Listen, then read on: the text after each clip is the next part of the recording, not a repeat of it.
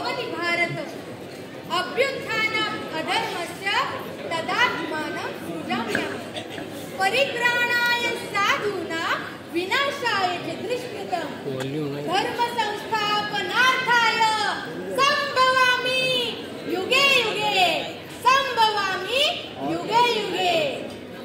भगवंतांनी जणू या भूमीला आशीर्वादच दिला आहे। जेव्हा जेव्हा या भूमीवर दुष्ट अधर्म व अनिती वाढेल तेव्हा तेव्हा मी या भूमीवर जन्म घेईन। आणि खरंच खरंच असं झालंही। जगण्यालाही बाजार फुटला, वाराही शांत झाला आणि 19 फेब्रुवारी 1630 रोजी आमच्या पोटी शिवबाचा जन्म झाला। पुत्र महाराष्ट्राला झाला, पुत्र आम्हाला झाला, पुत्र शहाजीराजांना झाला, पुत्र या मातीला झाला, पुत्र या मातीला झाला। पण शिवबाच्या जन्मावेळी 300 वर्ष ही भूमी पारतंत्र्यात चाचपडत होती। 12 महिन्यांच्या अमावस्यानी जणू काही घराणा घातला होता। त्या सुलतानाच्या घोड्यांच्या टापा या भूमीवर रडत होत्या, गाराणं गात होत्या। म्हणूनच आम्ही जगदंबेकडे साकडं घातलं होतं आणि जगदंबेच्या कृपेने आम्हाला झाले देखील। आवाज कमी आहे, कमी आवाज आहे। ह्या गोष्टी आधी सांगितल्या नव्हत्या। नाटक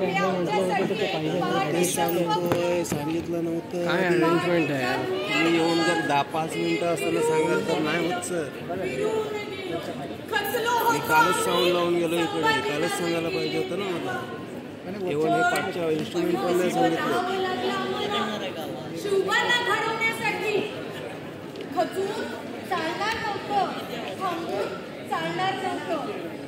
कारण स्वातंत्र्याची ज्योत, स्वराज्याची ज्योत कुठंतरी तेवत होती आणि ते तेवत ठेवणं हे आमचं कर्तव्य होतं। आम्ही शिवबांना घडवलं, आम्ही त्यांना सांगितलं आवाज येतो आपल्याला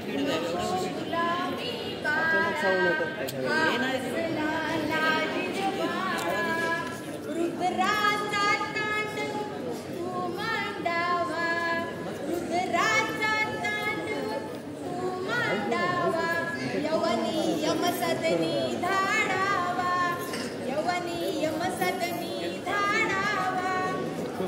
आम्ही त्यांना सांगत होतो, शिवबा तुम्ही द्रुपती व्हावं, भ्रूपती व्हावं, छत्रपती व्हावं आणि हिंदवी स्वराज्य स्थापन करा। खुद्द विश्वामित्र व्हा आणि प्रतिसृष्टी निर्माण करायची धमक तुमच्या मस्तकात आणि मनगटात आहे। हे मस्तक तुम्ही त्या सुलतानापुढे झुकवणार नाही शिवबा, नाही। आणि हे मनगट त्या सुलतानापुढे मुजरा करण्यासाठी मुळीच नाही। शिवबा आमचा आणि आई जगदंबेचा आशीर्वाद सदैव तुमच्या पाठीशी राहील। आम्ही त्यांना सांगत असू, ठासून सांगत असू, अंगणातील तुळस, गोठ्यातील गाय आणि घरातील माय यावर जर कोणी वाकडी नजर टाकली तर त्याची गय केली जाणार नाही। आणि हे शिवबांनी आपल्या मनात ठेवलं। आणि आम्हाला एक प्रसंग आठवतो, जेव्हा रांझाच्या पाटलानं एका महिलेची अब्रू लुटली होती, तेव्हा शिवबांनी त्यांचे हात पाय छाटायची शिक्षा दिली। आम्ही त्यांना म्हटलं, तुम्ही त्यांना मृत्यूदंड का नाही दिला, का नाही दिला? तेव्हा शिवबांनी काय उत्तर दिलं ठाऊक आहे? साहेब आम्ही जर त्याला मृत्यूदंड दिला असता ना तर त्याचा विषय इथंच संपवला असता। पण आम्ही त्याला मृत्यूदंड न देता त्याचे हात पाय छाटून चौराकी करून भर चौकात बसवलं। कारण येणाऱ्या जाणाऱ्यांनी पाहावं आणि त्यांच्या लक्षात द्यावं, या मराठी मातीमधल्या स्त्रीच्या पत्रालाही हात घालणाऱ्याचा असा रांझाचा पाटील केला जाईल, असा रांझाचा पाटील केला जाईल। पण आज का आलो बाजारच्या समाधीतून पुन्हा एकदा द्वेषाने खडबडून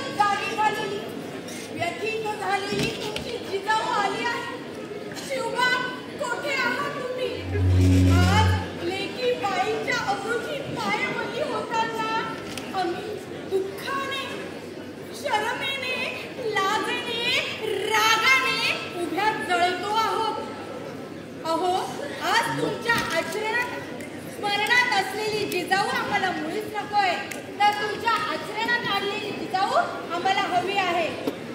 लक्षात ठेवा, एक स्त्री समस्त विश्वाचा बचाव करू शकते हे सांगण्यासाठी आम्ही जिजाऊ खुद्द उतरलो आहोत. जेव्हा पुत्र राजयोगी जन्मतो तेव्हा जिजामाता राजमाता होतात. भक्त बलवान होतो तेव्हा आई भवानी पाठीशी उभी राहते आणि जेव्हा इरादा पक्का होतो तेव्हा वाघनखांनाही खून चढतो. हजार घाव झेलूनही खिंडीत बाजी बाकी आहे. जोवर येत नाही तोफांचे आवाज तोवर लढण्याचा हट्ट अजून बाकी आहे.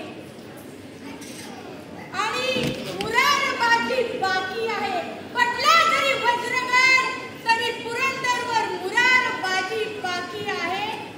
कंठनाल छेदूनही झुंजणारा देह अजून बाकी आहे. एक लढाई संपली तरी युद्ध अजून बाकी आहे. युद्ध अजून बाकी आहे. आणि जरी पराभव झाला